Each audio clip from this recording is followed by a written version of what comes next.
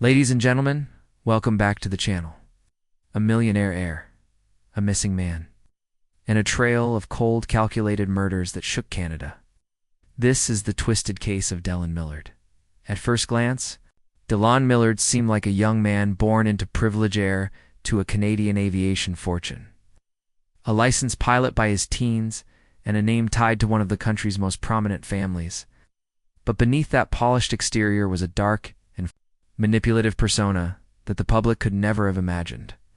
When Tim Bosma, a devoted husband and father, vanished after taking two men on a test drive of his truck, what followed was a disturbing unraveling of lies, secrets, and a string of chilling discoveries, from the cold-blooded disappearance of Bosma to the suspicious deaths of Millard's own father and ex-girlfriend. Every layer peeled back in this case exposed a more terrifying truth. Trial footage, text messages, and the eerie calm with which Millard operated painted the portrait of a man who lived a dangerous double life. In this video, we'll unpack one of Canada's most shocking criminal cases, examining how wealth, arrogance, and a complete disregard for human life turned a millionaire into a murderer. Asterisk. Dellen Millard was born into immense privilege as the heir to Millard, a family-run aviation business in Canada. He was set up for a life of opportunity and wealth. His grandfather founded the company, and his father, Wayne Millard, expanded it into aircraft maintenance and charter services. From an early age, Dellen was surrounded by luxury, influence, and expectations. He lived in upscale neighborhoods, had access to elite education, and seemed destined to carry on the family legacy. At just 14 years old, Millard made headlines by setting a Canadian aviation record, becoming the youngest person in the country to fly a helicopter and fixed-wing plane solo on the same day. To the outside world, it looked like the perfect life, gifted, privileged, and on a fast track to success. But behind that image, things were far from normal. His relationship with his parents, especially his father, became increasingly strained. Wayne Millard had big plans to revive Millard and was investing heavily in a new maintenance facility at Pearson Airport. Dellen, however, showed little interest in the business. Instead, he drifted between odd hobbies, started collecting luxury cars, and surrounded himself with questionable friends. Those close to him began noticing strange behavior, mood swings, manipulative tendencies, and a growing detachment from reality. In 2012, tragedy struck when Wayne Millard was found dead in his home, reportedly by suicide. At the time, Dellen claimed his father had been depressed over the business and his personal life. The death was ruled non-suspicious. But years later, with new evidence emerging, police would revisit the case, and what they uncovered would completely change how that death was viewed. This wasn't just a troubled young man from a powerful family. This was the beginning of a much darker story. Tim Bosma was the kind of man people described as kind, hard-working, and devoted to his family. Living in Ancaster, Ontario, with his wife Charlene and their young daughter, Tim led a quiet, content life. In the spring of 2013, he decided to sell his black Dodge Ram pickup truck and listed it online, a normal move for any Canadian family looking to make a bit of extra money. On the evening of May 6, 2013, two men contacted Tim about the truck and arranged a test drive. Despite some hesitation, he decided to go with them after all. It seemed like a standard transaction. Wife watched him leave the driveway, never imagining it would be the last time she'd see him. When Tim didn't return that night, concern turned quickly into alarm. Charlene called the police, and within hours, a missing persons report was filed. What began as a simple truck sale suddenly became a high-stakes mystery. The truck had GPS tracking, which gave investigators their first major lead. It showed a strange route through southwestern Ontario, eventually ending in an industrial area. But Tim was nowhere to be found. The public reaction was immediate and overwhelming. Hundreds of volunteers joined search efforts. Posters of Tim's face were plastered across communities.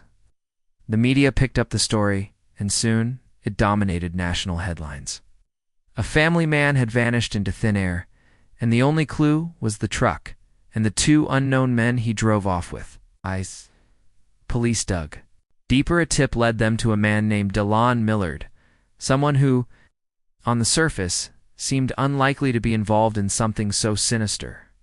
But investigators were about to uncover a twisted trail of evidence that would link Millard to the disappearance in ways no one could have predicted. The case of Tim Bosma wasn't just a missing person investigation. It was the beginning of a horrifying criminal saga. The investigation into Tim Bosma's disappearance intensified quickly. With law enforcement working around the clock, a crucial break came when investigators traced the phone used to contact Bosma about the truck. That number was linked to none other than Dellen Millard. Further digging revealed text messages arranging the test drive, placing Millard directly at the scene the night Bosma vanished. As police followed the digital trail, they soon made a disturbing discovery. Bosma's truck was found at Millard's mother's house, its interior freshly cleaned, but not well enough to hide all traces. Forensic teams uncovered Bosma's DNA inside the vehicle, confirmation that he had been in it after all. But still, Tim himself was missing, days later. The investigation led to Millard's rural property in Waterloo, Ontario. Hidden deep in a barn, authorities made a horrifying discovery: a large industrial incinerator known as the Eliminator. Inside it, they found human remains burned beyond recognition. DNA confirmed the worst. Tim Bosma had been murdered and his body incinerated in a calculated effort to destroy all evidence. On May 10, 2013, Dellen Millard was arrested. Days later, his close associate Mark Smitch was also taken into custody. Smitch, an aspiring rapper with a criminal past, had been part of the test drive, and investigators believed part of the murder. As more details emerged, the case became even more chilling. The incinerator wasn't a spur-of-the-moment purchase. It had been bought months earlier. It was industrial grade, capable of reaching temperatures high enough to destroy human remains completely. Millard had it delivered to his farm, far from the public eye, and even documented its use with photos and videos. This wasn't just murder, it was methodical, planned, and cold-blooded. The arrest shocked the nation. A wealthy heir with no apparent motive had targeted an innocent man trying to sell his truck. As investigators continued to examine Millard's life, they would soon uncover even more secrets, ones that suggested Tim Bosma wasn't the only victim. As investigators dug deeper into Dellen Millard's past, it became disturbingly clear that Tim Bosma was not his first victim. Two earlier deaths, once dismissed or unsolved, suddenly came into sharp focus, and both pointed to Millard's growing pattern of manipulation, violence, and chilling detachment. The first was the case of Laura Babcock, a 23-year-old woman from Toronto who had once been romantically involved with Millard. In 2012, Laura began messaging Millard again, leading to tension between her and Millard's then-girlfriend. Texts later recovered from Millard's phone revealed a shocking exchange. "First, I'm going to hurt her. Then I'll make her go away," Millard texted to Mark Smitch. In another message, he chillingly wrote, "I will remove her from our lives." Laura was last seen in July 2012. She was never reported missing by her family right away due to ongoing personal issues, and her case initially slipped under the radar. But police eventually reopened the investigation after Bosma's murder. A critical piece of evidence was found in Millard's phone, a document showing the Eliminator. Incinerator was used shortly after Laura's disappearance. Just like in the Bosma case, no remains were ever found. But texts, GPS data, and timeline analysis created a damning narrative. Laura Babcock had been lured, killed, and incinerated by Millard and Smitch. Even more shocking was the reevaluation of Wayne Millard's death, Dellen's own father. In November 2012, Wayne was found dead in his bed with a gunshot wound to the eye. At the time, the death was ruled a suicide. Dellen claimed his father was depressed and drinking heavily due to financial stress related to Millard's struggles. But as police revisited the case in light of the Bosma and Babcock murders, inconsistencies began to surface. Ballistics experts re-examined the scene and concluded that the bullet trajectory and angle were inconsistent with suicide. There were no fingerprints on the gun, no suicide note. And most crucially, cell phone records placed Dellen in the house at a time he had previously claimed to be elsewhere. In 2018, nearly 6 years after the death, Dellen Millard was formally charged with the murder of his father. Each case followed a dark, calculated pattern. Remove the person who was inconvenient. Destroy all evidence, and lie with unsettling calm. What began as a missing person investigation had now turned into the exposure of a serial killer, one who had weaponized his privilege, intelligence, and resources to commit murder and almost get away with it. The trials of Dellen Millard and Mark Smich revealed the full extent of their crimes and stunned even the most seasoned courtroom observers. The proceedings laid bare a chilling pattern of calculated violence, and as each trial unfolded, the carefully constructed facade around Millard completely collapsed. In 2016, the trial for the murder of Tim Bosma began. The Crown meticulously reconstructed the events of May 6, 2013, presenting a detailed timeline that tied Millard and Smich to the abduction and murder. They argued that the killing was premeditated, pointing to the purchase and use of the industrial incinerator and the attempt to erase all traces of the crime. The evidence was damning. DNA in the truck, text messages detailing the plan, and even photos found on Millard's phone. Throughout the trial, both Millard and Smich sat in the courtroom with a striking lack of emotion. Millard, in particular, appeared composed and unaffected, often writing notes or staring blankly ahead. Witnesses described their demeanor as disturbingly calm, given the gravity of the charges. The jury took only a few days to reach a verdict. Both Millard and Smich were found guilty of first-degree murder. They were sentenced to life in prison with no possibility of parole for 25 years, the maximum penalty under Canadian law. But the legal battle was far from over. In 2017, both men were tried again, this time for the murder of Laura Babcock.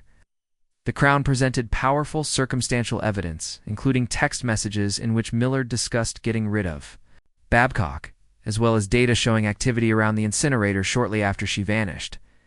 Despite no physical remains being found, the jury was again convinced, beyond a reasonable doubt. Millard and Smich were both convicted of first-degree murder and received a second life sentence. Then came the final blow, the trial for the murder of Wayne Millard. Because Millard alone was charged in this case. It was a judge-only trial held in 2018. The Crown argued that Millard had killed his father to gain full control of the family fortune and eliminate someone who disapproved of his lifestyle. The judge found the evidence compelling, especially the manipulated alibis and ballistics that contradicted a suicide. Millard was once again found guilty of first-degree murder and handed a third life sentence. Today, Dellen Millard is serving 3 consecutive life sentences, though Canada's justice system does not permit parole eligibility stacking. The symbolic weight of the verdicts sends a clear message.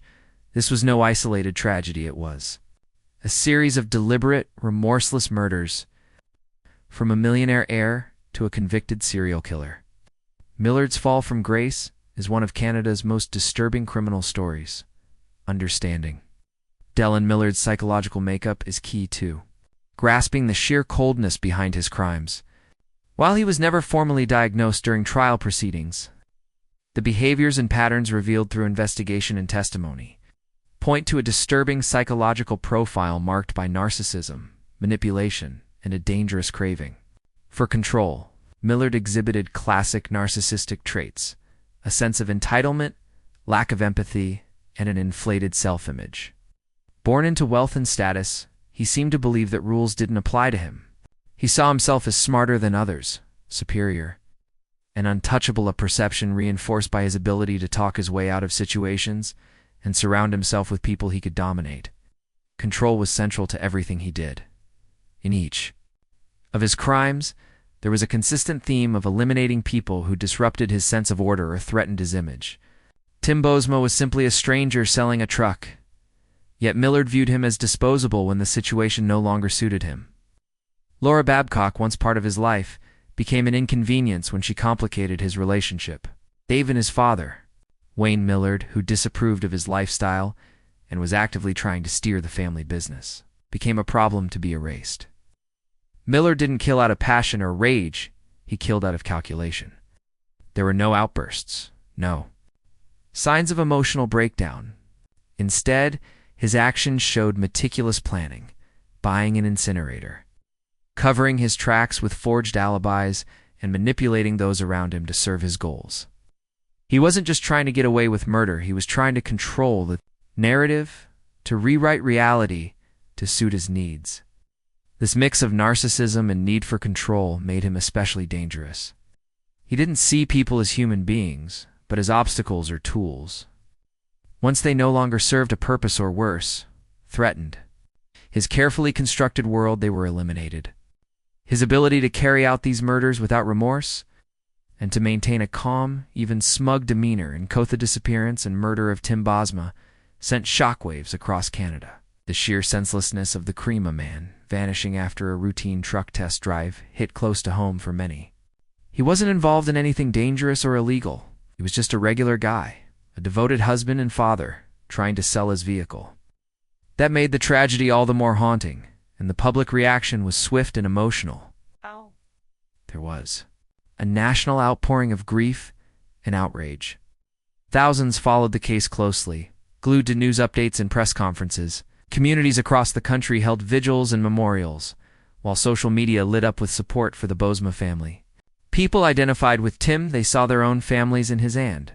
The brutality of his murder deeply unsettled the public's sense of safety. The Canadian true crime community also took notice. Podcasts, documentaries, and forums dove into the case, dissecting every detail from the forensic evidence to Millard's chilling psychological profile. It became one of the most talked about criminal cases in Canadian history. Not only because of the brutality, but because it exposed how someone with privilege and wealth could carry out calculated acts of violence under the radar for so long. For the Bosma family, the impact was unimaginable.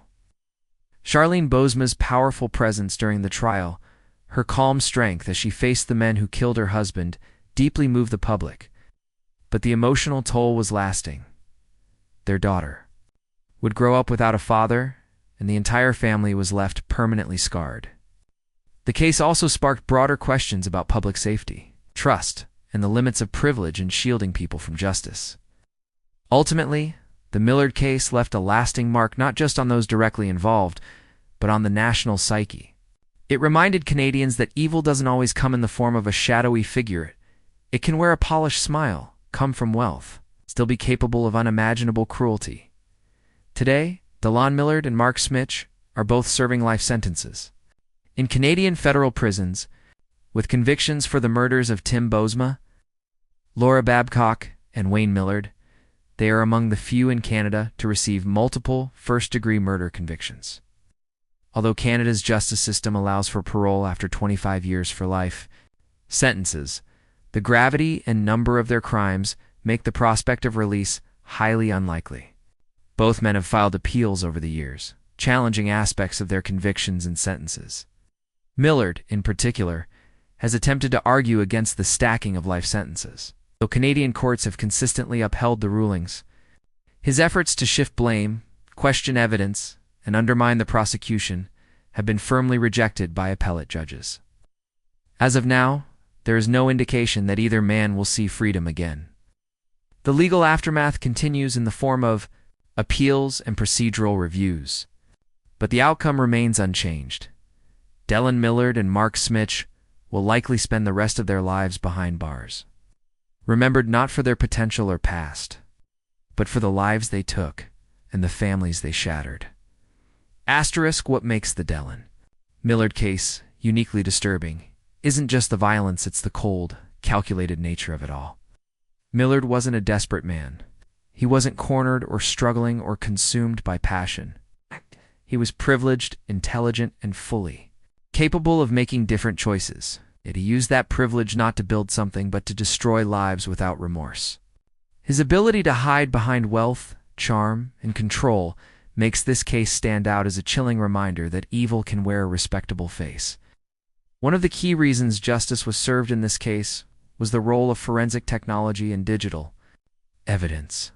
GPS tracking, text message logs, phone records, and even photos helped investigators piece together a timeline that exposed Millard's lies. In the absence of physical remains in Laura Babcock's case, it was data and the digital footprints left behind that made convictions possible.